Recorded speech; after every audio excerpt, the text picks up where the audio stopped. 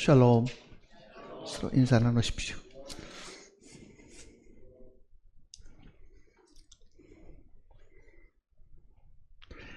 히브리서 1장입니다.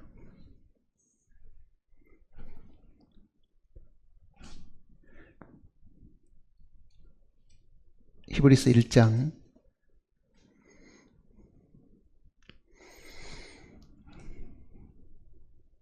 1절 말씀부터 보겠습니다. 이쪽에 선지자들을 통하여 여러 부분과 여러 모양으로 우리 조상들에게 말씀하신 하나님이 이 모든 날 마지막에는 아들을 통하여 우리에게 말씀하셨으니 이 아들을 만유의 상속자로 세우시고 또 그로 말미암아 모든 세계를 지으셨느니라. 이는 하나님의 영광의 광채시요 그 본체의 형상이시라.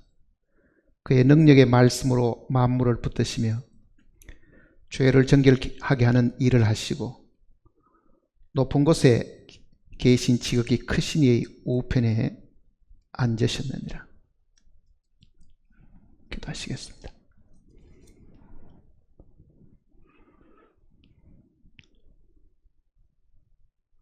아버지 하나님, 우리는 하나님이 살아계심으로 우리도 살아있음을 알고 있습니다. 만일 하나님께서 천지를 창조하지 않으셨고 거기에 각종 만물들을 지으시지 않았다면 이 세상에 눈에 보이는 어떤 것도 존재할 수가 없었습니다. 참으로 모든 시작을 하나님께서 하셨고 그 과정도 하나님이 주관하시고 인도하심을 저희들이 확실히 믿고 있습니다.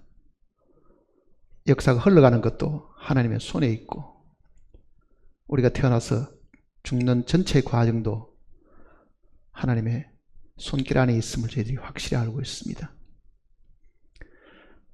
주님의 보호하심 속에 살고 있는 우리들은 다행히도 하나님을 기억하고 감사하고 찬송할 수 있음을 진심으로 감사를 드립니다.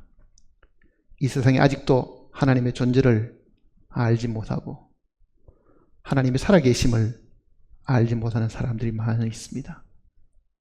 먼저 하나님을 알고 있는 우리로 하여금 하나님께서 더욱더 용기와 힘을 주심으로 하나님의 살아계심과 우리를 위해서 역사하신 많은 사실들을 저희들이 힘을 다하여 증거하는 자들이 되게 인도하시옵소서. 거룩하신 말씀으로 시시때때로 우리를 훈계하시고 인도하시고 시들어가는 우리의 영혼을 소성케 하심을 진정으로 감사를 드립니다.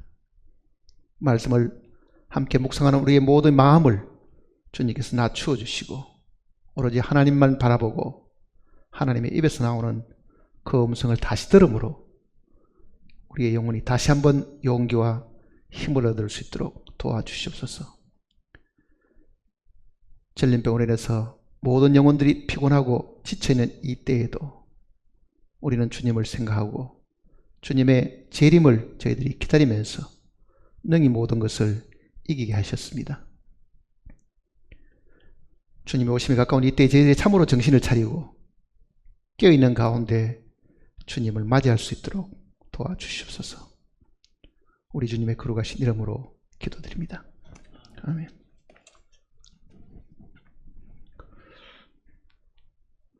하나님이 살아계신다는 것을 사람들이 알면은 아마 세상이 이렇게 악하지는 않을 겁니다. 하나님을 두려워하고 정말 하나님이 살아계심으로 인해서 모든 만물의 시작과 끝이 있다는 걸 알고 자기의 출생과 마지막도 분명히 사실은 알게 될 겁니다. 그러니까 누구나도 참으로 하나님이 살아있다는 걸 알면은 지금처럼 그렇게 방탕하게 살거나 소망 없이 자살하는 그런 사람들이 극히 드물 겁니다. 그렇다고 하면은 하나님이 살아계신다는 것을 만일 우리가 사람들에게 알려주려고 하면은 어떻게 알려줄 수 있을 것인가를 한번은 생각해 볼 필요가 있습니다. 믿는 사람들도 하나님이 살아계신다는 것을 사람들에게 알려주려고 하면은 막연하지요. 네 하나님 봤냐? 네 하나님 보지도 않아놓고는 왜 하나님 있다 없다를 이야기하느냐? 이렇게 무지막지하게 대하는 사람들이 우리 주변에도 사실은 많잖아요. 정말 그들에게도 하나님이 살아있다라고 우리가 분명하게 증거할 수 있으면은 그네들 마음들도 분명히 돌아서게 될 겁니다. 믿지 않는 사람은 관두고라도 우리가 한번 생각해 봅시다. 우리 스스로가 한번 생각해 보세요. 우리는 하나님이 살아계신다는 말, 살아계신 하나님 이렇게 많은 표현을 하고 있는데 하나님이 살아있다는 증거가 뭐 있어요? 우리가 무엇을 가지고 하나님이 살아있다는 것을 지금 우리가 남에게 증명해 보일 수 있느냐 그 얘기잖아요. 첫째는 사람들은 보이지 않는다고 말하는데 그 보이지 않는 하나님이 보이지는 않지만은 살아있다 이렇게 말하려고 하면은 무엇을 가지고 살아있음을 사람들에게 알려줄 수 있느냐 그 이야기입니다. 무엇이 하나님의 살아계심을 증명하느냐 그 얘기잖아요. 사람이 살아있다고 말하는 것은 뭐겠어요? 우리는 아마 숨을 쉰다고 생각할 겁니다. 살아있는지 죽었는지를 알려고 하면은 코에다가 숨을 쉬는지 이렇게 손을 이렇게 대보거나 아니면 심장을 이렇게 대보면 살아있다, 죽었다 그거를 알 수 있을 겁니다. 심장이 멈추어도요 어떤 경우는 잠깐은 살아있다고 사실 생각할 겁니다. 근데 실제 살아있다고 하는 것은 말하는 겁니다. 사실은요. 말하는 거잖아요. 환자가 말도 한마디도 못하고 치매 상태에 병원에 누워있으면 생물학적으로는 그게 아직 심장이 뛰고 있으니까 살아있다고 말할지 모르는 실제 그가 살아있다고 말하려고 그러면은 사람과 사람 사이에 대화가 있어야 되고 자기 생각을 표현할 수 있어야 될 거다 하는 것은 우리가 상식적으로 다 아는 거거든요.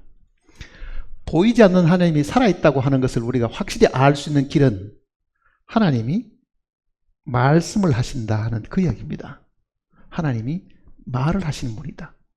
그래서 우리는 하나님이 살아계심을 확실히 알고 있는 거예요. 보이지는 않는데 하나님이 말을 하고 있다 그 얘기잖아요. 그러면 하나님이 과거에만 말을 하셨느냐? 과거에 구약 성경 속에 하나님이 말씀하신 그 내용을 가지고 하나님이 살아있다고 말하면 그때는 살아있을지 몰라도 지금 말하지 않으면 하나님은 지금은 죽었다고 이야기해야 될 거라고요. 근데 만일 하나님이 지금도 말씀을 하고 있다고 하면은 하나님은 여전히 살아계시는 분이잖아요. 살아계셔서 자기의 생각을 전하고 자기의 뜻을 우리에게 전달하고 자기의 목적을 분명히 우리에게 말하고 뭔가 우리와 대화를 할 수 있으면은 그분은 분명히 살아있는 분이에요. 자, 하나님이 살아계시면 하나님이 말씀을 하고 계시기 때문에 사실 그렇습니다. 그래서 우리는 하나님이 살아계신다 이렇게 이야기를 하고 있는 거예요. 죽어가는 사람도 우리가 뭐를 이야기하잖아요. 말 좀 해봐라, 말 좀 해봐라. 뭐 그렇게 죽어가는 사람도 흔들어가면서 말을 해보라고 자꾸 이야기하는 거는 이게 죽었는지 살았는지를 알려고 하면은 그 입에서 자기 생각을 표현해내는 그런 것이 사실은 있어야 될 겁니다. 근데 히브리서 1장은 이렇게 이야기합니다. 1절 보세요. 옛적에 선지자를 통하여 여러 부분과 여러 모양으로 우리 조상들에게 말씀하신 하나님이, 자, 말씀하신 하나님입니다. 말씀을 하시기 때문에 하나님이 살아있다는 거잖아요. 말씀하신 분이다. 근데 히브리서 기자는 이거를 분명하게 이야기합니다. 옛적에, 그러죠. 옛적에. 여기서 말하는 옛적은 구약시대를 두고 하는 이야기입니다. 구약시대에는 하나님이 하늘에 계시는데 그 얘기잖아요. 자, 하나님은 하늘에 계십니다. 하늘에 계시는 하나님. 하나님. 자, 하늘에 계신 하나님. 우리는 땅에 있죠? 여기 지금 내가 지금 서 있다고 생각해 보세요. 여기 지금 납니다. 이건 나고. 내가 과거에 구약시대 때 살았으면은 살아계시는 하나님이 말을 하는데 누구를 통해서 이야기한다. 그 얘기잖아요. 누구를 통해서 얘기합니까? 하나님이 선택하신 거룩한 선지자들을 통해서. 자, 여기 지금 내 옆에 서 있는 이 사람은 하나님이 택하셔가지고 이 사람에게 임하셔가지고 말을 그 입에다가 넣어 주셨습니다. 그러니 이 선지자가, 이 사람은 선지자고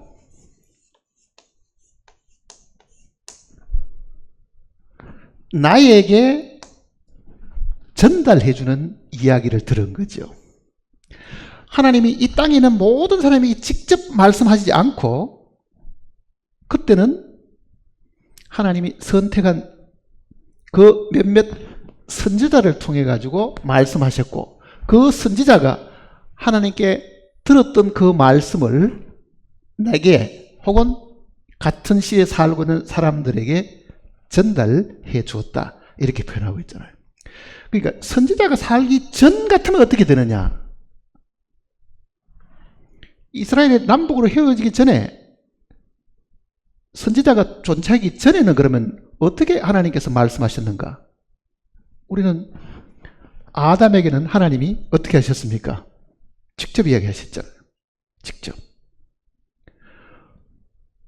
가인에게도 하나님은 직접 이야기하셨죠. 노아에게도 하나님은 직접 이야기하셨습니다.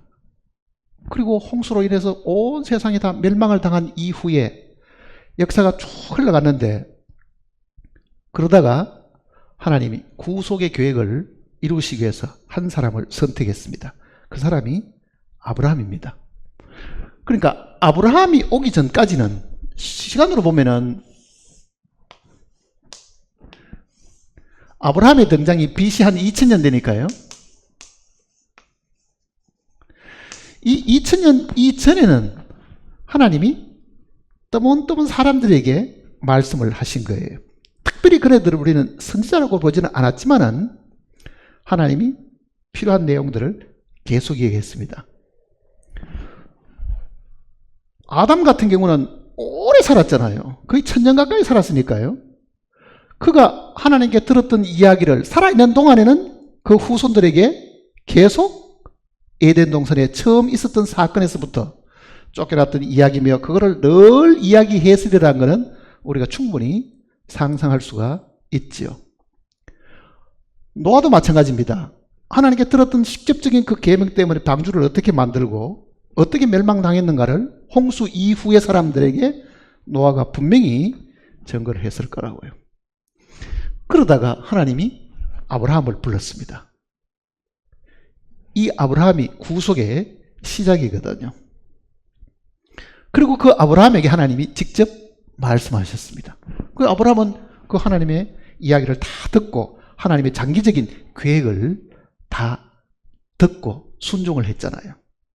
이 아브라함의 후손 중에 한 430년 후쯤에 모세가 등장하죠. 모세는 위대한 선지자였습니다. 그는 하나님께로부터 많은 계시를 들은 거예요. 그게 지금 우리가 읽고 있는 창세기, 출애굽기, 레위기, 민수기, 신명기. 이 엄청난 내용을 모세가 하나님께로부터 받아가지고 다 기록을 했습니다. 그러니 하나님은 에덴 동산에서부터 시작해가지고 뭘 하셨습니까? 계속 이야기를 하고 계셨습니다. 살아있으니까 이야기를 할 수 있을 거 아니에요. 살아있으니까. 그 이야기가 아브라함으로 그러면 끝이 났느냐? 아니죠. 드디어 이 민족이 흩어지잖아요. 분열이 생기고. 그 흩어진 북쪽의 이스라엘과 남쪽의 유다, 흩어지는 속에 많은 선지자가 등장을 하는 겁니다. 에스라, 느헤미야, 에스겔 하는 이 많은 선지자는 양분되어 있을 때 하나님께서 그네들에게 그 입에다가 말씀을 주셨죠. 그러니까 하나님은 아브라함 이후에 이스라엘 민족을 통해서도 계속 이야기를 해왔습니다. 그러니까 히브리서 기자는 이 앞에 긴 이야기 말고 적어도 모세, 그네들의 조상인 아브라함, 이때로부터는 아브라함도 위대한 선지자였으니까요. 하나님께서 옛적에는 선지자를 통해 가지고 여러 부분과 여러 모양으로 말씀을 하셨다, 이렇게 얘기하잖아요. 그러면은 그 이후에는 어떻게 하셨느냐? 그 이후에는 지금 여기 기록된 대로 이렇게 이야기합니다. 2절 보세요. 이 모든 날 마지막에는 아들을 통하여 우리에게 말씀하셨으니. 이 모든 날 마지막에는. 왜? 예수 그리스도가 이 땅에 오신 건 그때가 사실은 말세입니다. 왜 그렇습니까?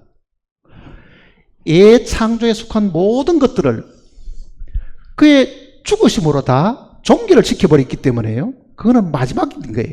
예수님의 죽음은 사실은 창조에 속한 모든 것을 끝을 내시기 위한 죽음이잖아요. 그러니까 이 모든 날 마지막에는 이 아들을 통하여, 그렇죠? 아들을 통하여. 그러니까 하늘에 계시는 하나님이 처음에는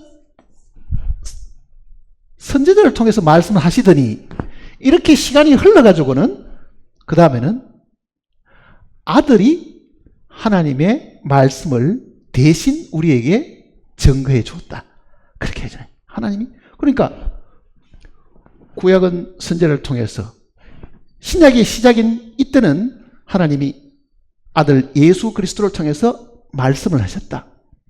그 예수님이 뭐라고 말씀하신지 보세요. 요한복음 보시면요.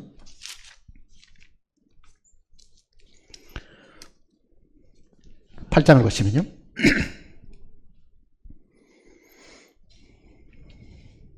요한복음 8장 23절입니다. 요한복음 8장 23절. 예수께서 이르시되 너희는 아래에서 났고, 즉 땅에서 났고, 나는 위에서 났으며 너희는 이 세상에 속하였고 나는 이 세상에 속하지 아니하였느니라. 그러므로 내가 너희에게 말하기를 너희가 너희 죄 가운데서 죽으리라 하였노라. 너희가 만일 내가 그인 줄 믿지 아니하면 너희가 죄 가운데서 죽으리라. 25절 같이 읽어볼까요? 그들이 말하되 내가 누구냐? 예수께서 이르시되 나는 처음부터 너희에게 말하여 온 자니라. 이 처음은요, 유대인의 이 조상, 이 아브라함 때부터 그네들은 기억하고 있으니까 나는 너희가 태어나기 전에 그 처음부터 너희 민족의 시작, 그 아브라함 때부터라도 내가 말을 하여 온 자다, 그러잖아요. 누구이십니까? 바로 이 예수 그리스도가 구약의 여호와 하나님인 거예요, 사실은요. 여호와 하나님. 그러니 나는 처음부터 너에게 말하여 온 자다. 그러니까 하나님의 살아계심은 말씀을 하는 데 있는데 바로 그 하나님이 과거에는 선지자의 입을 빌려서 말씀하시더니 그 다음에는 육신을 입으신 아들을 통해서 말씀을 하셨다, 그 얘기잖아요. 그러니까 이렇게 말씀하시는 하나님은 그 다음에는 다시금 하늘에 계시는 이 하나님이, 하나님은 여기 하늘에 계시지요. 하늘에 계시는데 아들을 통해서 말씀하셨다. 이 아들, 예수님을 통해서 이제 말씀하시는 겁니다. 그러니까 하나님이 예수님 안에 계시고 예수님이 사람에게 이렇게 말씀하시는 거죠. 예수님께. 그러니까 이거는 이제 구약이고요. 이거는 신약의 시작입니다. 예수님이 말씀하시는 거는. 이 내용을 이제 사도 베드로도 이렇게 표현했습니다. 베드로 후서 3장을 보시면 베드로후서 3장입니다.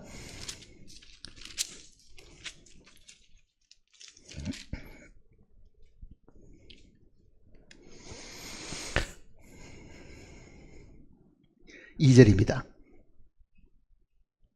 1절부터 보십니다. 사랑하는 자들아, 내가 이제 이 둘째 편지를, 즉 베드로후서를 두고 하는 이야기입니다. 둘째 편지를 너희에게 쓰노니 이 두 편지로 너희의 진실한 마음을 일깨워 생각나게 하여 곧 거룩한 선지자들이 예언한 말씀과, 이는 구약이죠. 그 다음에 주 대신 구주께서 너희의 사도들로 말미암아 명하신 것을 기억하게 하라. 이거는 신약이잖아요. 주님이 사도들에게 명하신 그 내용을 기록해 놓은 것이 사복음서고 서신서들이라고 해요. 그러니 사도 베드로는 이때는 이미 신약이 기록되고 있을 시간이니까 사도들을 통해서 명하신 것을 기억하게 하라. 그러니까 선지자를 통해서 말씀하신 구약이나 사도들을 통해서 주님이 직접 말씀하신 신약을 기억나게 한다. 그러니까 예수님은, 하나님이 예수님에게 말씀을 주셔가지고 예수님이 사람에게 말씀을 하시는 거잖아요. 이거는 예수님 당시지요. 그리고 신약이 이렇게 기록되었습니다. 자, 예수님이 그때 자기를 어떻게 표현을 했는가 한번 보세요. 요한복음 13장을 보시면요, 14장을 보십니다. 14장 10절입니다. 요한복음 14장 10절. 내가 아버지 안에 거하고 아버지는 내 안에 계신 것을 내가 믿지 않느냐. 내가 너에게 이르는 말은 스스로 하는 것이 아니라 아버지께서 내 안에 계셔서 그의 일을 하시는 것이라. 내 안에 계셔서, 그러지? 그러니까 예수님 이전에 구약시대 때는 하나님이 말씀을 이 선지자들의 입에다 넣어주셨는데, 이 구약이 끝이 날 무렵에, 즉 신약이 막 시작할 이 무렵에는 주님이 이 땅에 오셨을 때는 예수님 자신이 하나님이신데 나사렛 목수의 아들의 이 육신을 입고 계셨지만은 사실은 그 육신 안에는 하나님이 그 안에 계셨다. 그러니까 하나님이 예수라는 그 육신을 통해 가지고 말씀을 하시는 거잖아요. 이게 내용이. 그러면 하나님이 예수님이 살아계실 때는 예수님 안에 살아계셔서 말씀하셨다고 하면 지금은 어떻게 말씀하시느냐 그 얘기잖아요. 지금은 어떻게 그러면 신약의 시작이 될 예수님 당시에는 정말 하나님이 예수님의 입을 통해서 하나님이 말씀을 하셨는데, 그러면 지금은 돌아가셨는가? 돌아가셨습니까? 아직 살아계십니까? 만일 지금도 살아계신다고 하면 지금도 계속 말을 하고 있어야 되겠죠. 만일 그분이 돌아가셨다고 하면은 예수님 돌아가실 때 하나님도 죽었어야 되는데, 그러면 하나님은 예수님 안에 계셨으니까 예수님 죽을 때도 같이 죽어버렸으니까 지금은 하나님이 살아계신 분이 아니고 예수님의 죽음과 더불어 죽으신 하나님이냐 그 얘기잖아요. 죽으신 하나님이냐. 그분이 만일 부활로 살아나셨다고 하면 여전히 하나님은 살아계시고 하나님은 또 뭘 하시겠어요? 살아계심을 보이시기 위해서 말씀을 하시겠죠. 당연히 그런 거예요. 하나님이 지금도 말씀하고 계신다. 그러면 지금은 하늘에 계신 하나님이 선지자도 다 사라지고 없고 예수님도 사라지고 없고 그의 사도들도 다 사라지고 없는데 지금도 하늘에 계시는 하나님이 우리가 어디 가서 정말 하나님이 살아계신다 이렇게 말하려고 하면은요, 이 이야기까지 들은 사람은 이렇게 말할지 모릅니다. 그래, 그때는 살아있었어. 그때는 선지자들도 많이 있었고 예수님도 살아계셨기 때문에 그 입을 통해서 하나님이 직접 말씀하셨는데 지금은 누구를 통해서 이야기하느냐 이렇게 물을 거 아니에요. 누구를 통해서 이야기하느냐고. 우리 중에는 선지자도 없고 우리 중에는 택함받은 사도도 없는데 하나님이 지금은 어느 입을 빌려가지고 이야기를 하느냐 그 얘기잖아요. 누구 입을 빌려가지고 이야기하느냐.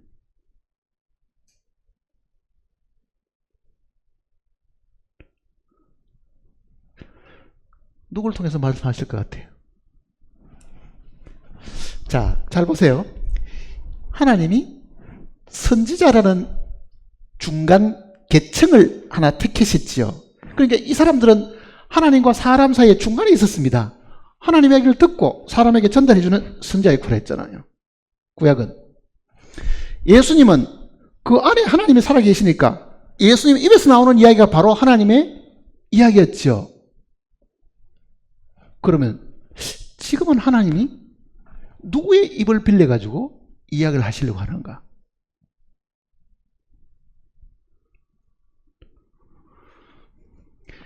이걸 우리가 명확하게 잘 알고 있어야 됩니다, 사실은요. 그래서 우리는 흔히들 기도 중에도 살아계신 하나님 그러잖아요. 살아계신 하나님. 그 살아있다는 것이 살아계신 하나님이라고 부르짖는 그 사람도 하나님이 살아있는지 죽은지도 모르면서도 그 용어를 쓰고 있으면요, 그거보다 더 어이가 없는 일이 사실은 없습니다. 네가 하나님이 살아있는 걸 어떻게 아느냐 이렇게 물어보면 뭐라고 이야기하겠어요? 자, 이 하나님의 살아계심이 이 비밀이 누구를 통해서 이야기하느냐, 이게 지금 하나님이 말씀을 직접 하시는데요, 중간 매체가 지금 달라지는 겁니다. 자, 지금은 그러면 어떻게 하느냐? 여기 지금 내가 있습니다. 하나님이 나한테 지금 말씀을 하시는가 안 하시는가? 선지자도 없고 중간에 다리 역할을 해줄 분들이 아무도 없고 사도들도 없고 지금은 내가 예수님 믿고 있는 사람인데 지금은 어떻게 하시는가? 그 얘기잖아요. 지금은 구원받은 그리스도인들을 위해 가지고 지금도 중간 역할을 하는 사람이 있어야 되는가? 있어야 돼요? 없어야 돼요? 필요 없습니다, 사실은요. 이걸 하나님께서 만드신 방법이에요. 하나님께서. 그게 뭐냐면은 예수 그리스도의 이 죽으심은요,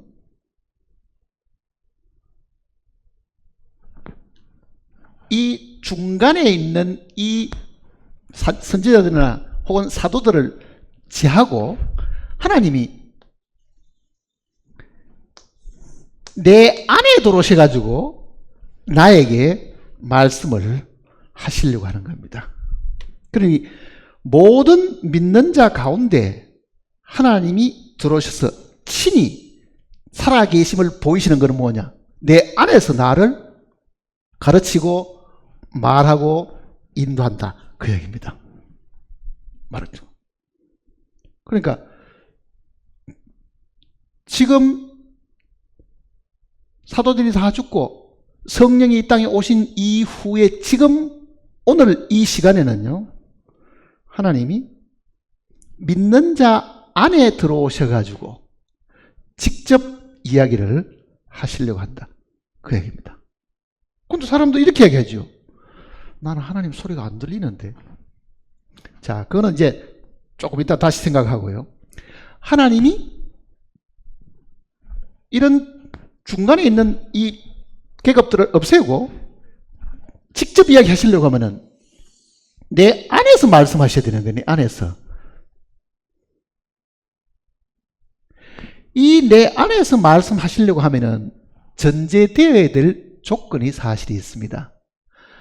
첫째는 하나님이 내 안에 들어오셔야 되고, 그렇잖아요.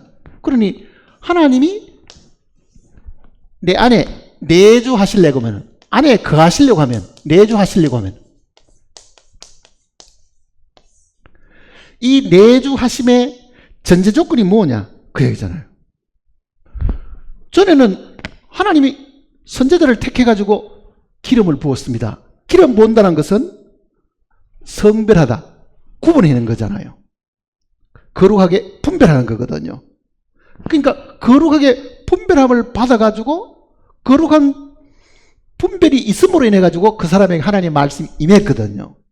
그렇다고 하면은 하나님이 나를 만일 직접 하나님이 말씀 듣는 선지자처럼 직접 말씀 듣는 자로 삼으려고 하면은 나도 뭐를 해야 되겠어요? 기름 부음을 받아야 되겠죠. 선지자가 반드시 하나님이 기름 부음 받아서 성별해가지고 그걸 따로 구분시켜가지고 거룩하게 만드셔가지고 그 거룩한 선지자의 입을 통해서 하나님이 말씀하신다고 하면 하나님이 나를 지금 하나님이 말씀하시는 직접적인 도구로 내 안에 들어오시려고 하면 내가 어떻게 되겠어요? 내주하심이 있으려고 하면은 뭐가 있어야 돼요?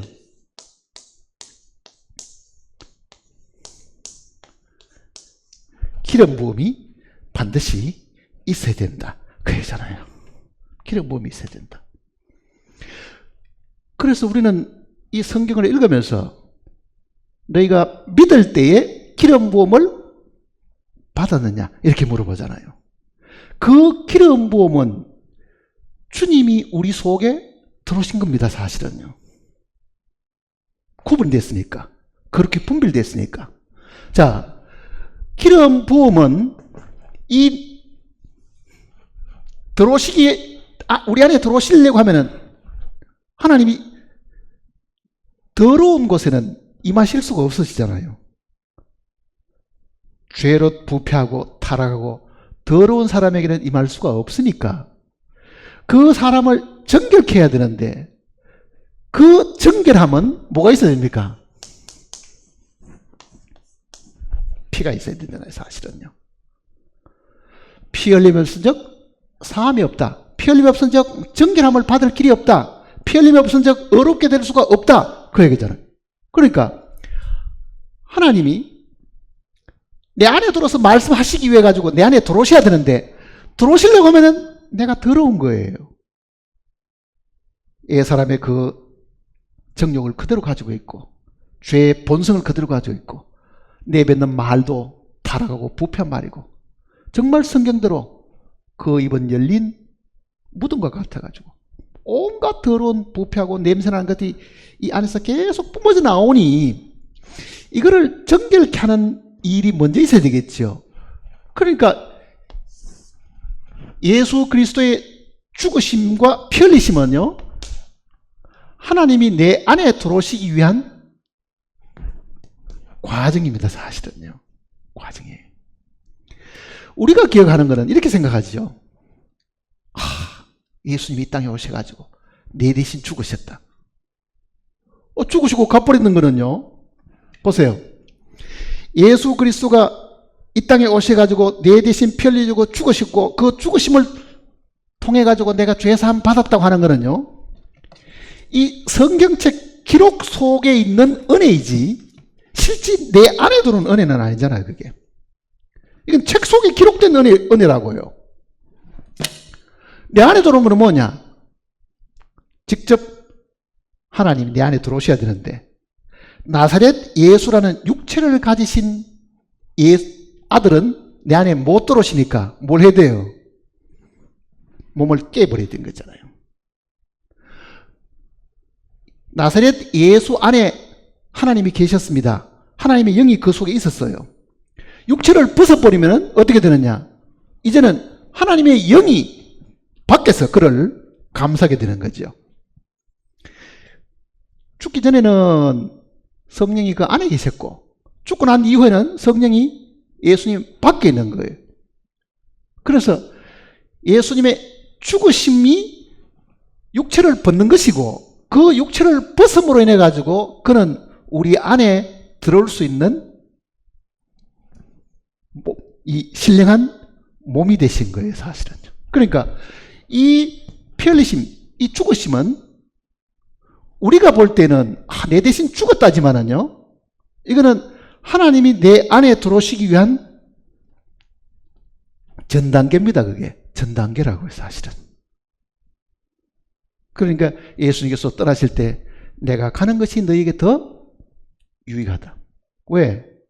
내가 육신을 입고 이 땅에 있으면 너희하고 지금 3년 동안 같이 다니기는 한다마는 내가 졸면은 너는 불안해가지고 쩔쩔 매지 않느냐. 왜? 배 타고 갈릴리 바다 건너가는데 주님은 배에서 주무셨습니다. 풍랑이 이래가지고 물이 막 배로 막 들어오니까 제자들이 뭐라 그럽니까? 우리의 죽게 된 것을 돌아보지 않으시나이까 하고 놀래가지고 주님을 깨웠습니다.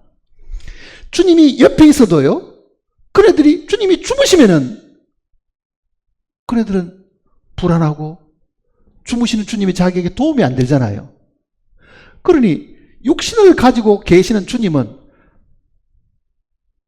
주무시고 또 어떨 때는 감람산에 가시 보면은 제자들은 따로 있으면은 전혀 그네들에게 실질적인 도움을 주실 수가 없으시진 거잖아요.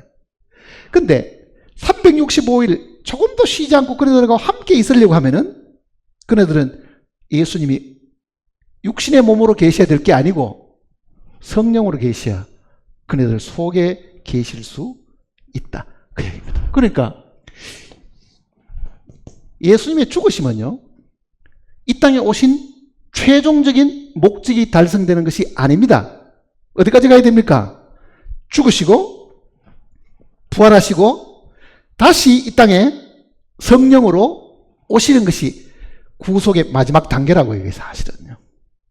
구원의 마지막 단계는 성령이 우리 속에 들어서 친히 말씀하시는 거잖아요.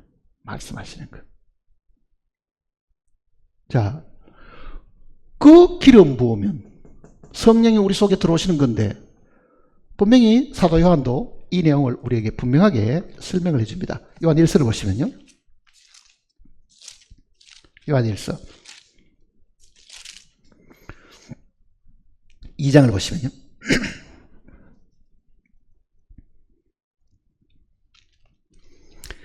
27절입니다.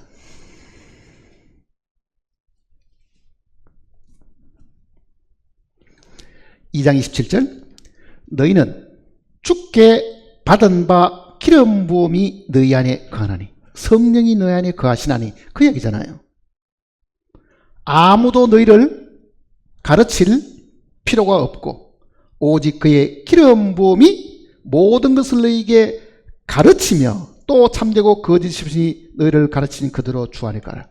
자, 기름 부음이 우리를 가르친다. 누굽니까 이거는? 성령이시죠. 아무도 너희를 가르칠 필요가 없다. 그 말이 무슨 뜻이냐면요, 이때는 자기 안에 하나님이 계시지 않으니까 하나님의 영이 임한 사람이 자기에게 뭔가를 하나님의 뜻을 가르쳐 줘야 되는데 이제는 이런 밖에 외부적인 선지자나 사도들이 없어도 성령이 너희 안에 계신다고 하면은 그가 직접 너희를 어떻게 한다고요? 가르친다. 가르치는데 말 안 하고 가르칠 수 있어요? 말도 안 하고 가르칠 수 있느냐고요? 그거는 하나님이 직접 말씀하신다는 뜻이잖아요. 말씀하신다는 뜻이에요. 이거를 잘못 이해하면은 성경 구절 이거를 이게 무슨 뜻입니까? 사람들이 가르쳐줄 필요다. 그런 의미가 아닙니다. 이거는 기본적인 그 가르침은 성령께 있는데 그 성령이 우리를 직접 가르치시는데 그 얘기잖아요. 이 기록된 말씀 우리를 가르치시는데 그러니까 하나님이 살아 계시는데 그 살아 계심을 그 아담 때부터 긴 인류의 역사 속에 계속 말씀해 오셨고 예수님이 계실 때는 나는 처음부터 마라에 온 자다. 예수님도 그렇게 말씀하죠. 그가 돌아가시고 하늘로 가시고 난 다음에도요, 또 그는 성령으로 이 땅에 오셔가지고 지금도 각 심령 속에 들어오셔가지고 말씀하고 계신다. 그 얘기입니다. 말씀하고 계신다. 어떤 분들이 이렇게 물어봅니다. 그러면 우리가 가만히 조용하게 있으면 하나님이 나보고 하는 이야기를 알아들을 수 있습니까? 알아들을 수 있어요, 없어요? 이 성령의 음성이 분명히 우리 속에 있습니다.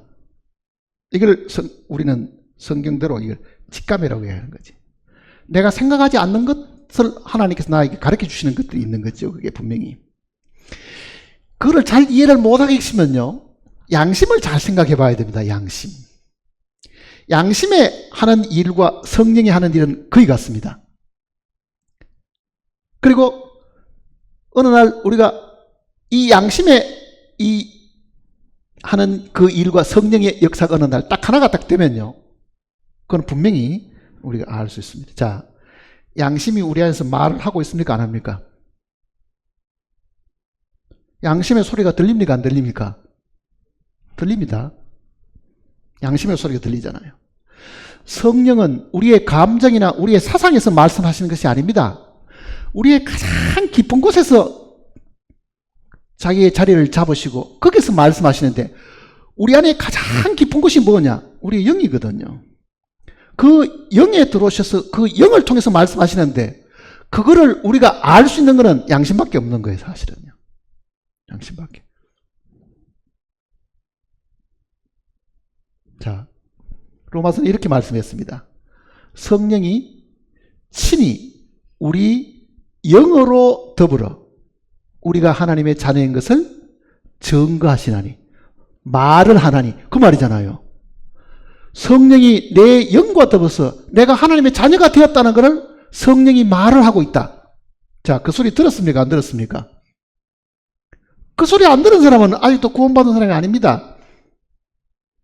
분명히 성경은 성령이 우리의 영으로 더불어 그러잖아요. 우리 영에게 그 뜻입니다. 자, 그 이야기는 이 이야기입니다. 보세요. 우리는 죄 가운데 깊이 빠져 살다가 죄인 줄을 모르고 살았는데, 복음 전하는 사람이 이야기를 들으면서 내가 이 땅에 살아가는 모든 것들이 죄라는 걸 알게 되잖아요. 잘하는 것도 죄고 못하는 것이고 다 죄인 거예요, 이건 어쨌든. 그런 양심의 고통이 있습니다. 이걸 어떻게 하지? 그런데 염소와 송아지의 피로 아니고 오직 자기 피로 주님이 그 피를 하늘 성소에 가지고 들어가셔서 하나님 앞에 그 피를 뿌렸는데, 하나님이 피를 가져오라고 말씀하셨는데 그 피를 주님이 드렸더니 하나님 우리를 보고 어떻게 하셔야 되겠어요? 그 사실을 듣고 우리의 양심이 반응을 합니다. 이제 나도 됐다. 양심이 반응하는 거예요, 그게. 피는 하나님을 위해서 먼저 드리는 겁니다. 피를 가지고 오라 한 분이 하나님이시니까. 하나님이 그거를 보고 만족하셨죠. 그 피를 보고 만족하셨으니까 우리를 어렵다고 하신 거거든요.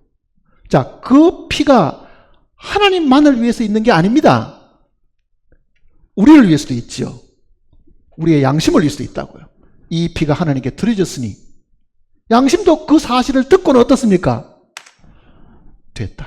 나도 이제는 죄사함 받았다. 그게 성령이 우리 영과 더불어 우리가 죄사함 받은 것을 증거하는 거라고, 사실은요. 내 양심이 그걸 알잖아요. 양심이.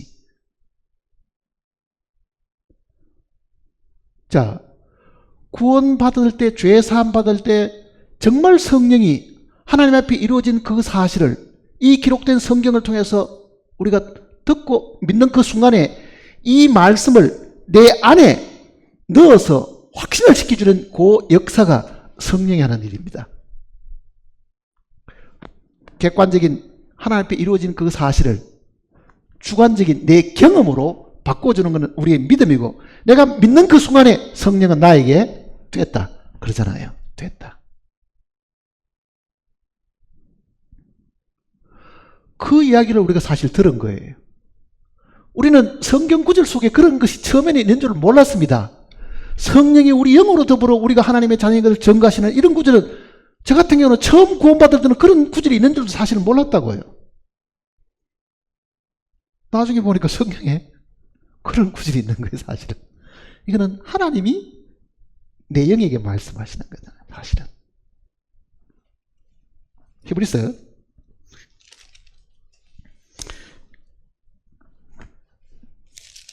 9장을 보시면요,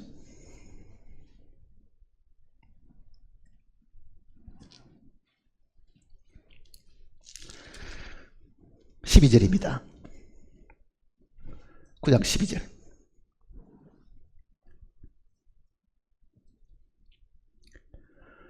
(11절부터) 하십시다. 9장 11절. 그리스도께서는 장래 좋은 일의 대제사장으로서 손으로 짓지 아니하는 것 곧 이 창조에 속하지 아니한 더 크고 온전한 장막으로. 자, 이 땅에 있는 사람 제사장은 모세 시대는 성막에 들어갔고 솔로몬 시대 때는 성전에 들어가서 피를 드렸겠지만은, 예수님은 이 땅에 있는 성막이나 성전에 들어가신 것이 아니고 하늘에 있는 온전한 장막에 들어가셨다. 그 성막에 들어가셨다. 그 이야기를 하고 있는 겁니다. 이 땅에 있는 제사장들은 염소나 송아지의 피를 가지고 드리지만은, 하늘 성소에는 염소와 송아지의 피를 갖고 들어가는 게 아니고 오직 자기 피로, 그러잖아요. 영원한 속죄를 단번에 이루사 단번에 성소에 들어가셨느니라. 그 다음 구절 보세요. 염소와 황소의 피와 및 암송아지의 죄를 부정한 자에게 뿌려 그 육체를 정결하게 하거든. 자, 염소와 황소의 피와 암소의 죄는 육체를 깨끗하게 하는 거니까, 이거는 의식적으로 1년에 한 번씩 정결함을 받았다, 이렇게 이야기하는 거다, 그 이야기입니다. 그렇지만은 양심은 여전히 죄가 있다는 걸 아는 거예요. 그런데 14절 보세요. 하물며 영원하신 성령으로 말미암아 흠없는 자기를 하나님께 드린 그리스도의 피가 어찌 너희 양심을 죽은 행실에서 깨끗하게 하고, 예수 그리스도의 피는 우리의 양심을 깨끗하게 한다는 말이 무슨 뜻입니까? 그 피가 하나님께 드려져서 하나님이 그걸 보고 만족하셨을 때 우리의 양심이 그 사실을 듣고 어떻게 됐다는 이야기입니까? 아유, 이제 됐다. 나는 더 이상 정죄받을 일이 없다. 그때 양심이 깨끗해지는 거예요, 사실은요. 그거는 성령이 친히 우리 영으로 더불어, 그렇죠? 우리 영으로 더불어, 우리 양심과 더불어, 그 이야기입니다. 우리의 양심과 더불어. 자, 요한일서 내용도 기름 부음이 너희 안에 거하시면 이제는 아무도 너희를 가르칠 필요가 없다. 그 가르칠 필요 없다는 게 무슨 글자 모르는 것, 뜻 모르는 거를 물어볼 필요가 없다, 그런 의미가 아니고요. 실제 그분이 하나님이 하시는 말씀을, 기록된 성경에 있는 말씀도 우리에게 가르쳐 주기도 하고 깨닫게 해주기도 하고, 그 역할 하시기 위해서 우리 속에 들어오신 분이시다, 그 얘기입니다. 말을 바꾸면은 구원받은 사람들이 말씀 전하는 사람들을 과거의 제사장처럼 생각해서 안 됩니다. 구원받은 사람들이 말씀을 가르치는 목사나 말씀을 가르치는 이 설교자들을요, 저분이 없으면 신앙생활을 어떻게 하지? 그런 생각을 절대로 해서 안 됩니다. 우리의 스승은 주님밖에 없으시다. 부활하신 주님이 우리의 스승이시다. 왜? 구원받은 그리스도인이 지금도 만일 선지자가 필요하고 제사장이 필요하다고 하면요, 그 사람은 구약에 사는 사람이라고요. 그렇잖아요.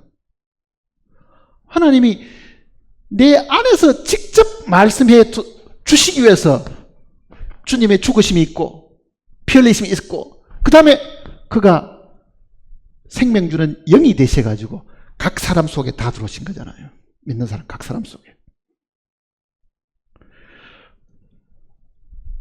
우리가 정말 하나님의 음성을 듣기를 원하면요, 양심을 항상 깨끗하게 유지하면 됩니다. 양심을. 하나님 소리를 못 듣는 말은 뭐와 똑같아요? 양심이 송사는 것이 많다, 그 이야기입니다. 양심이 송사는 것이 많다. 양심에 꺼리낌이 있고, 양심이 뭔가 나를 하여금 계속 잘못되다고 지적하는 것이 있고, 양심에 가책이 있고, 뭔가 마음속에 편치 않는 것이 있는데 하나님의 그 세미한 음성을 듣기를 바라는 것은요, 불가능한 거예요, 사실은요.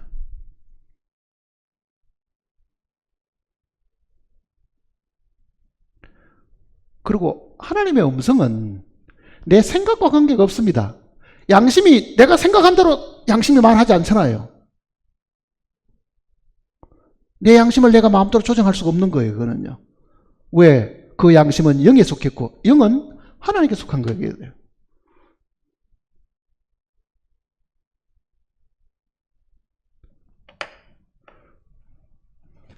마음속에 이 부분을 깊이 잘 생각하셔야 됩니다. 내가 신앙생활 하는 것이 주변의 식구들의 도움을 받아야 될 부분도 있죠. 물론 내 혼자서 다 할 수 없는 것이 있기 때문에. 그러나 제일 중요한 것은요, 하나님이 내 안에서 말씀하시는가, 그걸 항상 생각해야 됩니다. 하나님이 내 안에서 지금 말씀하고 계시는가. 말씀을 하시는데도 내가 아직도 못 듣고 있다고 하면은 그 이유가 무엇인가, 그걸 찾아봐야 되는 거예요. 그 이유가 뭔가. 하나님은 말씀하시는 분이고, 지금은 하나님이 각 심령 속에 직접 말씀하시는 분입니다. 그래서 성령이 오신 거예요. 성령이 오신 이유는 바로 거기에 있는 겁니다. 성령이 직접 우리 속에서 인도하시고 가르치시고 도움을 주시기 위한 거잖아요. 자, 성령이 임하면은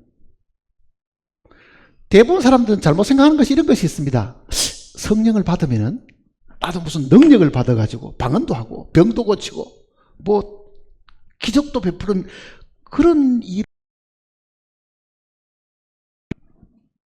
어느 교파는 성령 받은 첫 번째 증거가 방언하는 거랍니다.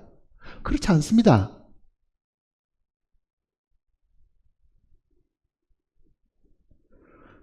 성령이 우리 속에 임하시는 제일 첫 번째 이유가 뭐겠어요? 왜 성령이 우리 속에 들어오셔야 되겠어요? 네? 성령이 왜 우리 속에 들어서 말씀을 하셔야 되겠냐고요. 그러면은 예수님도 성령을 받으셨죠. 예수님이 성령 받은 것은 왜 성령을 받았어요? 그분은 성령으로 태어나셨는데 30년 동안은, 그 30년 동안은 그가 메시아인 줄 아무도 몰랐습니다. 하늘의 천사가 목자들에게 하나님의 아들의 잉태를 가르쳐 주기는 해도요, 그 나사렛에서 살던 사람들은요, 이 목수의 아들, 그도 같은 목수일을 하고 있는 이 사람이 하나님의 아들인 줄은 아무도 모르고 살은 거예요. 심지어 예수님을 이스라엘 백성들에게 증거해야 될 세례 요한까지도 그가 침례받은 그 순간까지도 몰랐는 거잖아요. 나도 그를 알지 못하였으나 나더러 물로 세례를 주라. 누구 위해서인지 머무는 것을 보거든 그가 성령으로 세례를 주는 이인 줄 알라셨게 내가 보고, 그러잖아요. 그러니까 침례 받을 그때 성령이 비둘같이 그 위에 내리는 걸 보고, 아, 이 나사렛 예수 내 사촌이 바로 이스라엘의 구주이시고 메시아이구나, 그때 알았다는 이야기입니다. 그러니 30년 동안은 아무도 몰란 거죠. 아무도 몰란 거죠. 그리고 예수님이 드디어 세례를 받으셨는데 그 세례를 받으실 때 성령이 내려오셔가지고 성령의 세례를 받으셨죠. 그가 성령의 세례를 받아야 될 이유가 뭐 있어요? 뭐 때문에 하나님께서 그에게 성령의 세례를 주셨겠어요? 예수님이 성령의 세례를 받으신 것과 오늘 우리가 성령을 받은 것은 원리상으로는 같은 겁니다. 그 목적을 위해서 있는 거예요. 누가복음 보세요.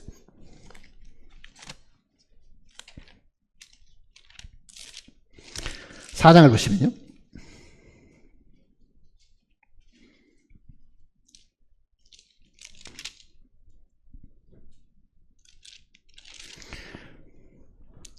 누가복음 4장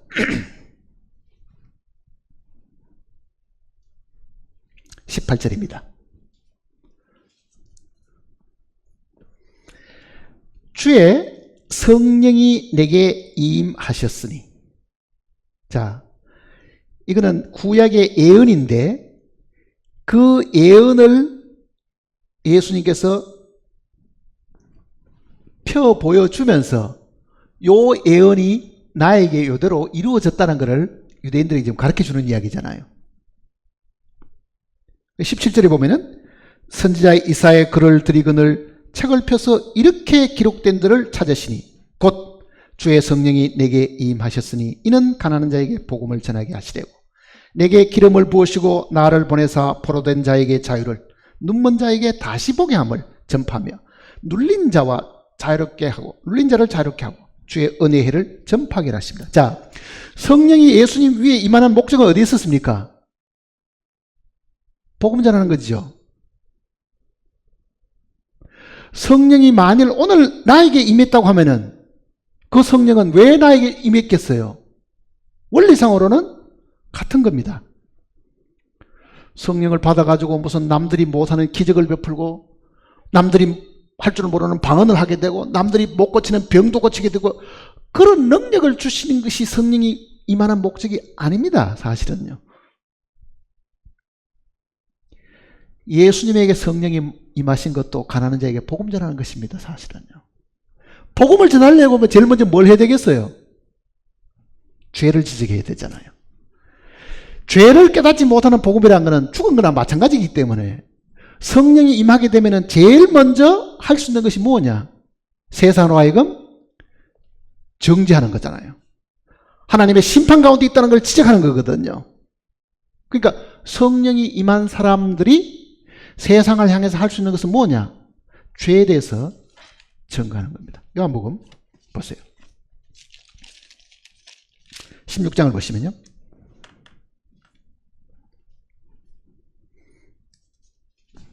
요한복음 16장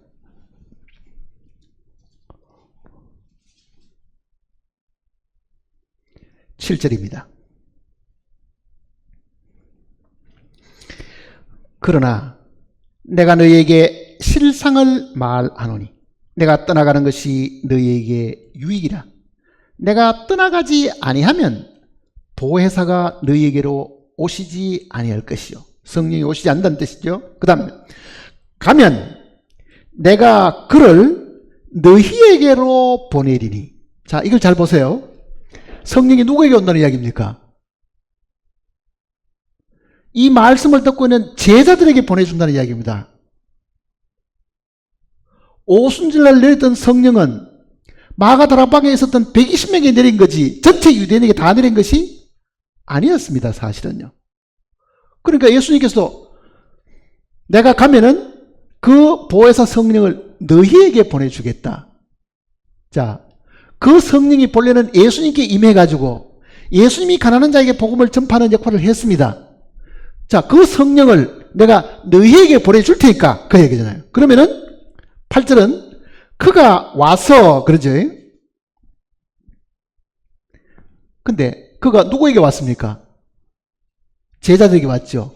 그가 제자들에게 와서 제자들이 죄에 대하여 의에 대하여 심판에 대하여 책망한다. 그 이야기입니다.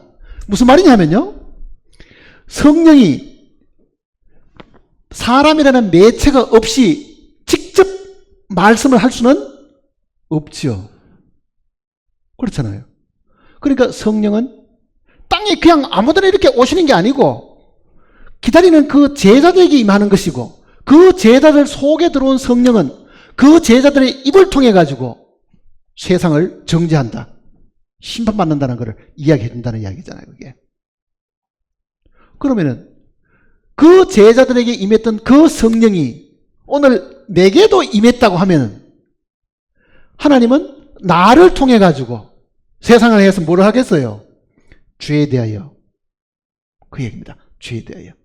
그러니 모든 믿는 사람들, 즉 하나님의 교회에게 성령이 임하신 목적은 예수님에게 성령이 임해서 가난한 자에게 복음이 전파되고 소경이 눈을 뜨게 되고 정말 하나님에 대한 걸 알아가는 그런 것이 예수님이라는 한 인격을 통해서 전파되는 것처럼 그 동일한 성령이 가셨다가 예수님과 더불어 하늘에 올라가셨다가 이제는 이 땅에 두 번째 위, 첫 번째 위가 하나님 아버지, 두 번째 위는 아들이잖아요. 세 번째 위는 성령이죠. 이 두 번째 위에 있던 예수 그리스도의 그 임했던 그 성령이 세 번째 위, 성령으로 이 땅에 오시는 거거든요.